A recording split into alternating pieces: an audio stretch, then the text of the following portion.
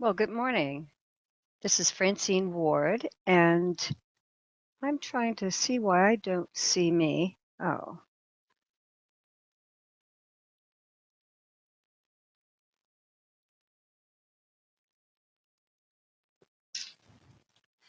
okay. Good morning. Hi, guys. I'm attorney Francine Ward, and welcome to today's legal segment. And I got to tell you, if you are a business owner that has an online presence, today is probably going to be one of the most important webinars you've actually attended. I know I'm really excited about sharing this information with you, and I hope that at the end of this session, and it's only 30 minutes, but I hope at the end of this session you're saying, oh my God, I'm so grateful I attended. And I'm going to go tell all my friends to click on this link on YouTube. So let's get started. Today, let's see here.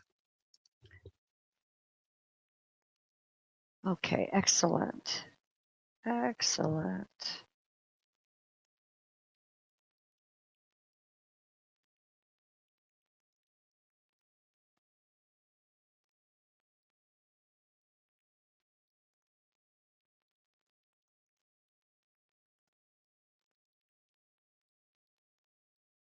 Okay, so you should be able to see. Good, I think. I always get confused in this tunnel. One of these days I'll get it right. So, anyway, in the meantime, excellent. So,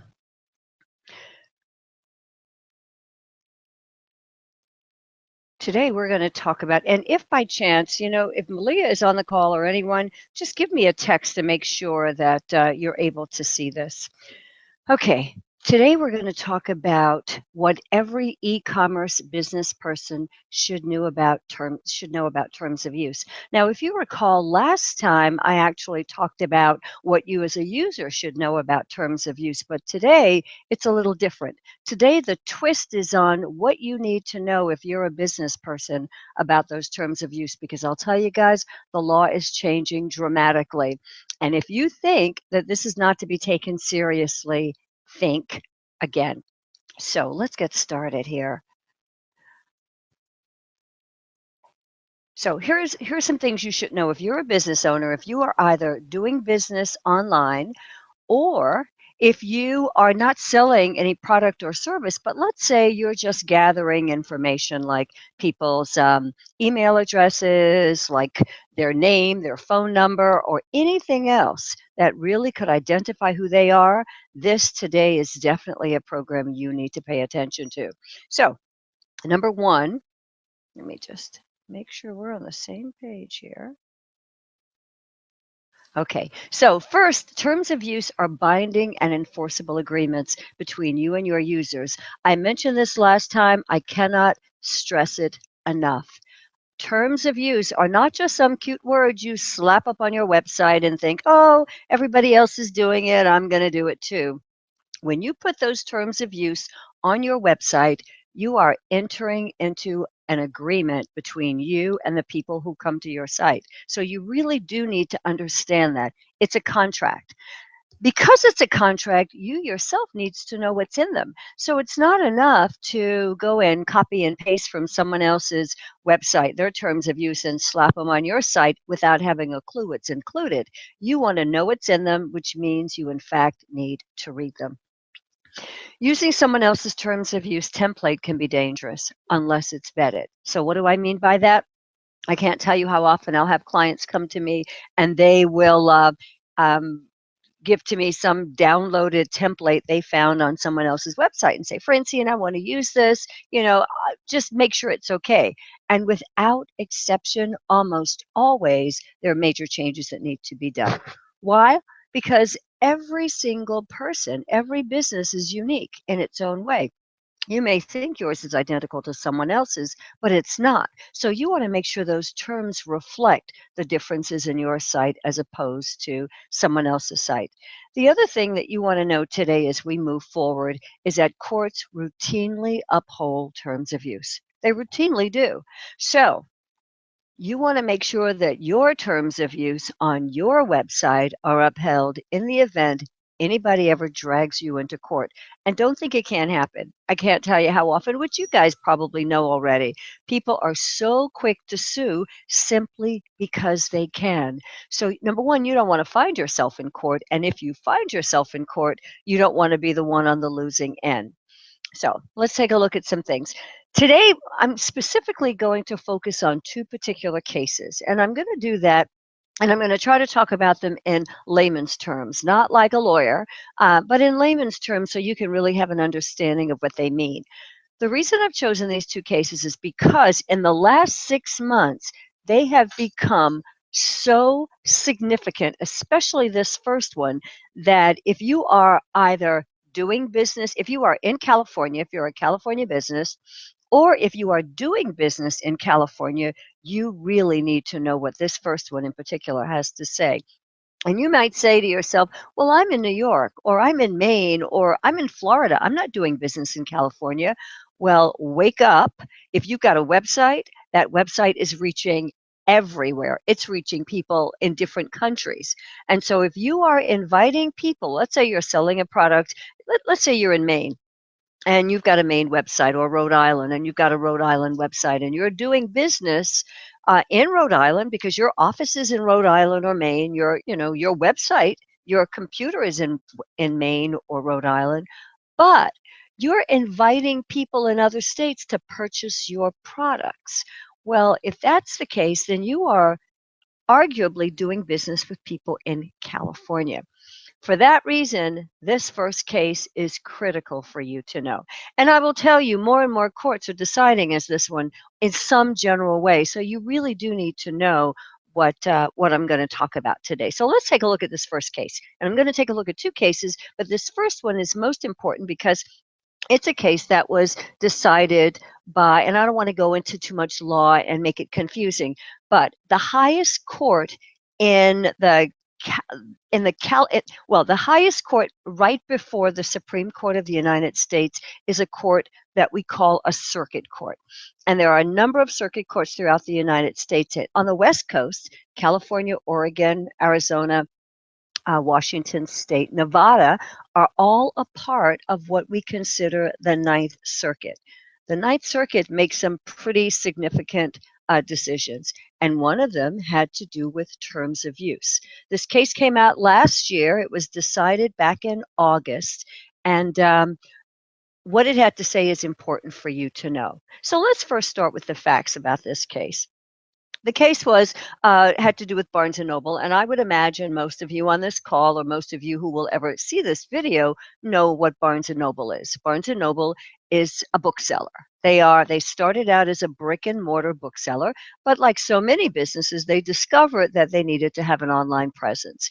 And many of you probably even purchased articles from Barnes & Noble's their www.barnesandnoble.com website. Well, a few years ago, Barnes & Noble advertised the sale of some discontinued Hewlett-Packard touchpads. And some of you might have had some of them. Maybe some of you even purchased some from Barnes & Noble. Well, they weren't selling too well, so Barnes & Noble discontinued them for a sale price. Mr. Wen, who is the plaintiff in this particular case, and you do pronounce this as Wen, Nguyen, he purchased 2 units and he received a confirmation and he purchased the 2 units on the website, and he received a confirmation from Barnes & Noble's website saying, we've received your order has been placed, just like many of us have probably done something similar. The next day he received another email from Barnes & Noble's website saying that his order had been canceled because there was an overwhelmingly high demand for those touchpads that they just didn't have anymore. Well, Mr. Wynn wasn't very happy about that because, in fact, he arguably claims that he had relied on the purchase of those 2 touchpads, and he was going to get them for such a cheap price. If he bought them anywhere else, he would have had to pay a lot more money. So what he did was sued Barnes & Noble. And this, again, is to remind you how quick we are to sue in this country today. He sued Barnes & Noble for what he called deceptive trade practices and false advertising. Barnes& and Noble came back and said, well, he can't sue because the terms of use on their website states that he must arbitrate. If there's going to be a dispute, it has to be resolved through arbitration. Well, Mr. Wynn came back and said, well, wait a second, I didn't know about those terms of use. Therefore, you can't hold me to them. And Barnes& and Noble came back and said, well, wait a second. The terms of use were at the bottom of every single page. See? And, they brought in proof that clearly on every single page of Barnes& and Noble's website, there stated terms of use. Well, the court, in trying to decide how to make some sense of all this, number one, used the law of contracts. And again, I stress to you something that I said earlier when we first got the webinar started. Terms of use are contracts. If you never believed it before, if it's been hard for you to wrap your arms around it, if you think I'm crazy, or you just think it is so totally unfair, I get it. And it's still the law. So whether you like it or not, whether you think it's fair or it's not fair, terms of use are contracts, and they are treated that way, and the courts are clearly using that kind of analysis in order to determine which way to go in any given case. And in this particular case, the courts looked at the law of contracts. Was there a valid offer? Was there a valid acceptance? What the court came up with is that online website contracts that have arbitration agreements are in fact generally enforced.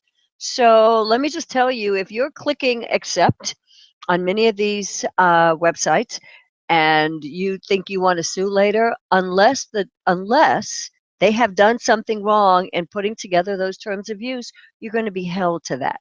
So in this case, the court found that generally arbitration agreements were enforced, and they also determined that overall there were three types of website agreements. There were what we call click wrap agreements, browse wrap agreements, and a hybrid type of agreement, which had features of both click wrap and browse wrap.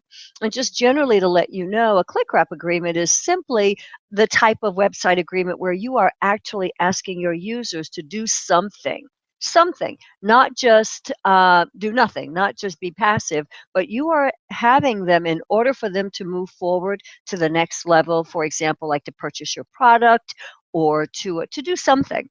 You are asking them, no, you are requiring them to affirmatively acknowledge that they have read and accept these terms. A great example, I'm not sure how many of you use Apple products, but there's no way, if you've got an iPhone or an iPad, and I'm sure it's the same for other vendors. I happen to have an iPad and an iPhone. As soon as Apple releases its new terms, its new user settings, in fact, before you can go to the next page, you've got to click I accept. I accept, I acknowledge, I accept. Same thing if you want to purchase anything from the iTunes store, you have to acknowledge that you have read and agreed to be bound by their terms of use. It's just the way it is. And Apple has probably learned that from a number of lawsuits. So that's a click wrap agreement. A browse wrap agreement, on the other hand, is which is what, in this case, the court determined that Barnes & Noble had, is where you have the terms of use lodged somewhere at the bottom of a website, kind of hidden out in really, really tiny font that hardly anybody can see. That's a browse wrap agreement. And that's an agreement that doesn't really require any kind of action on the part of the user. In fact, the user can claim they never saw it because it's so small and it's hidden somewhere. And then, of course, as I said, a combination click wrap and browse wrap is where it's some sort of hybrid, where it has features of both. The courts are traditionally approving and enforcing browse wrap agreements as long as the consumer has actual notice, or if it in some way resembles a click wrap agreement. Well, the decision in this Barnes & Noble case was that the terms of use in the Barnes & Noble situation was a browse wrap agreement, because the terms, while they were on every single page of Barnes & Noble's website, they were at the bottom of the page in very small font, kind of mixed in with a number of other links like the Nook link and like the privacy policy. So it was hard to separate them, and you weren't really required to do anything when you looked at them, if you even looked at them.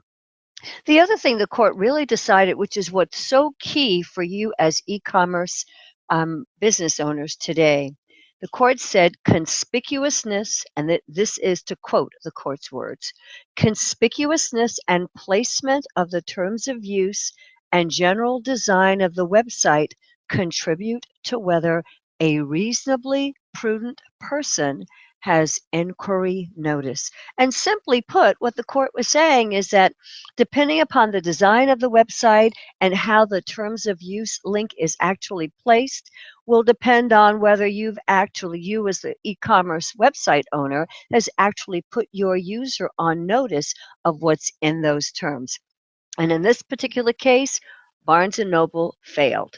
They got a D, no, they got an F for failure because there was no notice, and therefore Mr. Nguyen didn't assent to anything. He didn't agree because he really was not placed on notice because of the design of the website.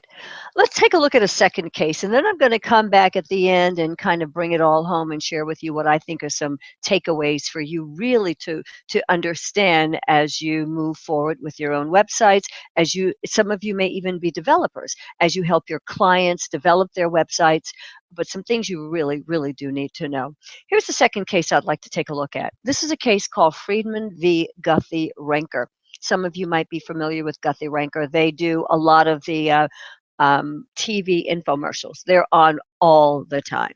All the time, there's some Guthy-Renker TV commercial. And this particular case had to do with a product called Win by Chaz Dean. And I'm sure many of you have seen that infomercial. I sure have. It's on like on Sunday mornings all the time, all over television. And this is a product basically that says you can clean your hair without using shampoo. The product is Win, and it's a product that you use in your hair, but it's really, you don't use water. It's just some product you put in your hair without water, and it's supposedly to get your hair clean. Well, in this particular case, the purchasers, there were three purchasers, but for our purposes, we're going to focus on two who purchased their product online rather than on the telephone. And in this particular case, the two women who purchased their products online claimed that the product made their hair fall out. I don't know. I've never used the product. I'm not sure how no soap can get you clean, but perhaps this product, that was something that really did work. But in this case, for these two women, it didn't work, and it caused their hair to fall out. What was determined was that both of these women, Miss Henry MacArthur and Miss Friedman, they both purchased online, and they actually agreed to the terms. I mean, it was clearly stated. They didn't deny it. They said, yes, we agreed to the terms. However, they said, we're not bound because we didn't really receive proper notice because of the website design. Well, Guthy-Renker said that whatever, you agreed to it. You clicked, I agree, I accept, and therefore you should be bound by those terms. Well, they also filed a lawsuit, and again, this had to do with an arbitration agreement. Guthy-Renker came back and said, no, you can't sue because the terms of use said you must arbitrate. And here's what the court said. The court in analyzing this particular situation, which is interesting because the court did not determine the same holding for both parties. In fact, one was found to be accountable for her clicking yes, and one was found to not have agreed to the terms. So the court focused on the terms of use, the placement of that link. Just like in the Barnes& and Noble case, they focused on the placement of the link. They also focused on the terminology that was used and how clear the words were so that someone would understand they were actually agreeing to the terms. A couple of questions that the courts asked. They asked, was the purchaser required to take affirmative action? And again, these are things for you to keep in mind as e-commerce vendors with a web presence. Are your purchasers required to take some kind of affirmative action? Another question the courts asked was, were the terms of use presented at the checkout? Another question was, were the terms of use buried in a link at the bottom of the page, as was the case in Barnes& Noble? The court also asked, were the terms of use clearly identified as terms of use? And finally, how close were the terms of use to the checkbox that says, I acknowledge that these are terms and that I agree to them?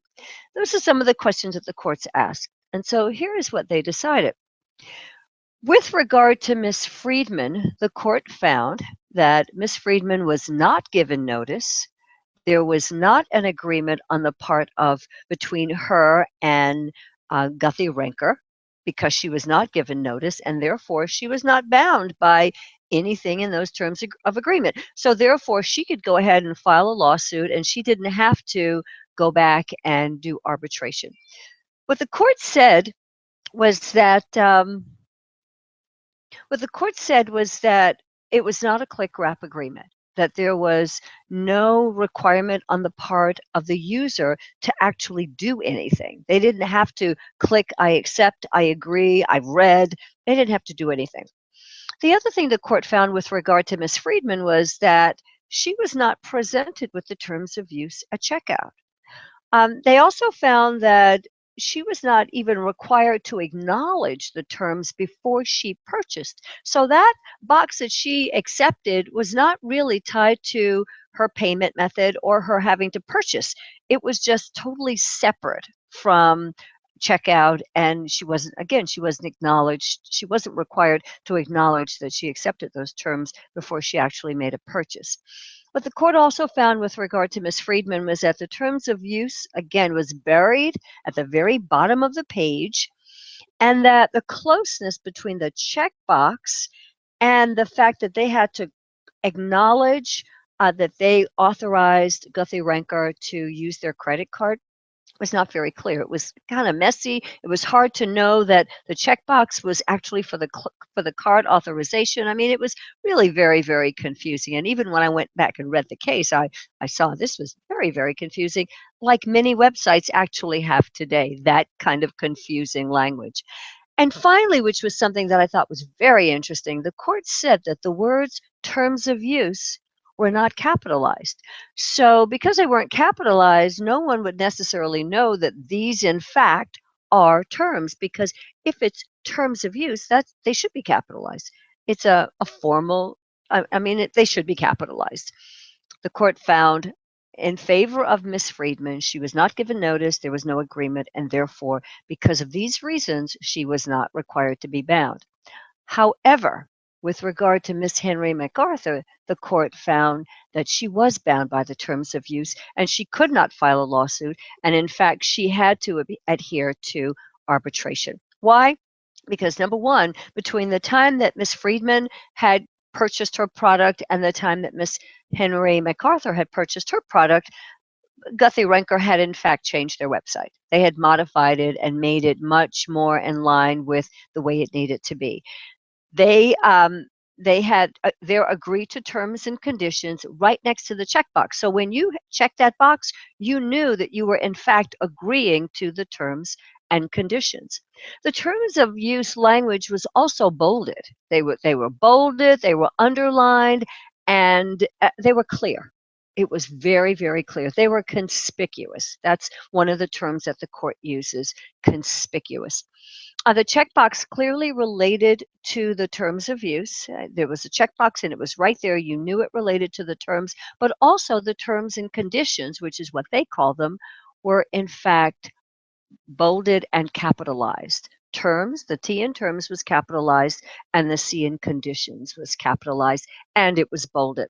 So again, it was conspicuous. You knew exactly that this checkbox related to these terms, and that, in fact, this was a terms of use link.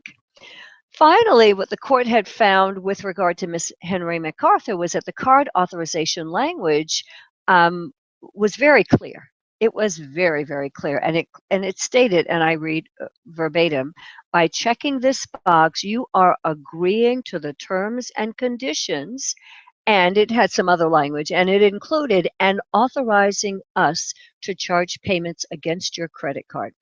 It clearly said it. So, what does this all mean for you guys?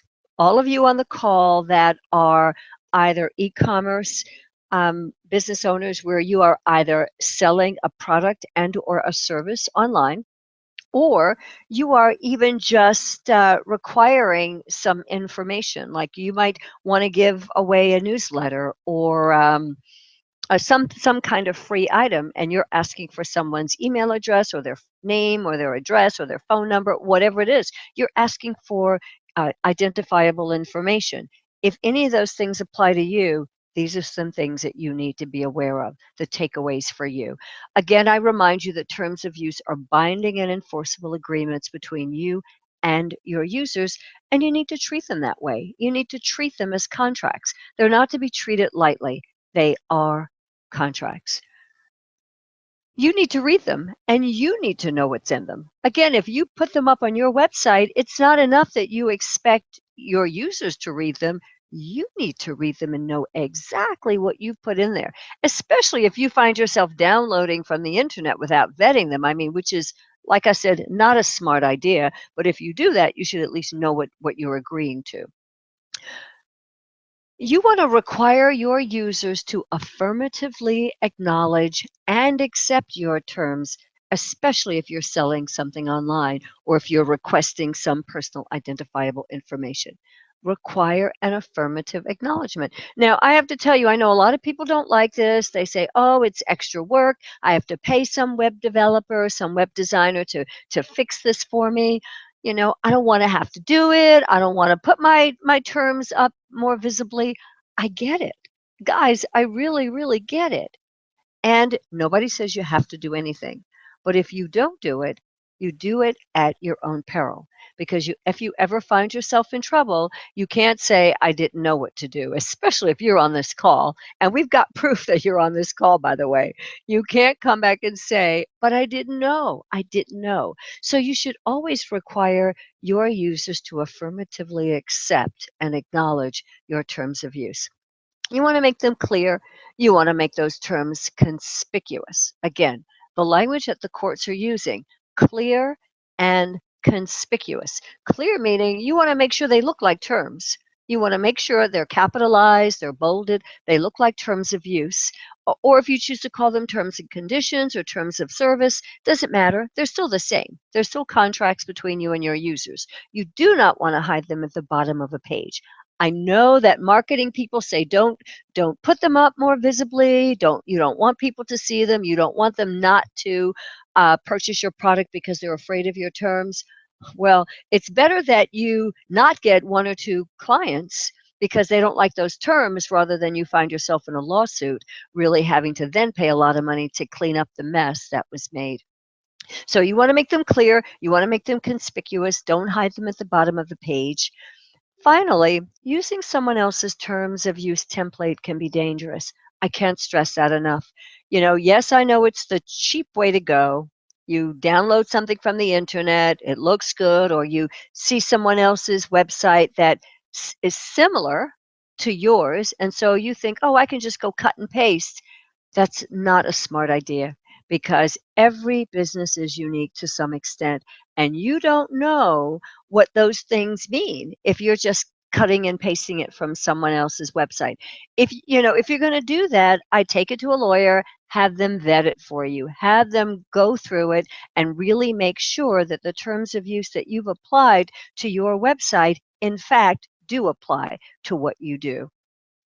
Oh, and I guess I do have one more thing. One more is that you customize it. And that's really the last piece that I had mentioned. You want to customize those terms of use. You want them to be specific for what you do, your business, your interests, your needs. And with that, we are done. So I thank you so much for joining me. We haven't scheduled another webinar yet, but if you've got some questions in mind that you'd like me to answer through a webinar, let me know, guys. You can either tweet me. I'm everywhere. I'm on Twitter, twitter.com/Francine Ward, or you can send me something on Facebook. My Facebook fan page, my business page is facebook.com/Francine Ward. You can send an email. You can send through Google+. There are lots of ways you can find me. But let me know. I'm here to serve. And if this is a way that, I can provide you with some useful information, I'm happy to do so. Okay, take good care. Bye-bye.